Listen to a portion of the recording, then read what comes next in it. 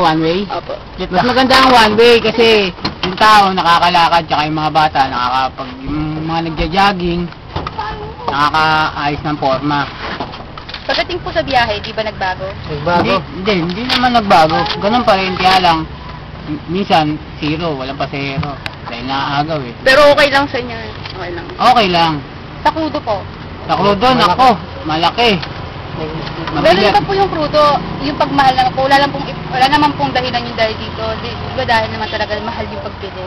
I mean, hindi naman siguro dahil sa mas malaki inikot nyo, saka kaya kailangan ng... Nag-iba po yung ikot kasi, lalo lumayo.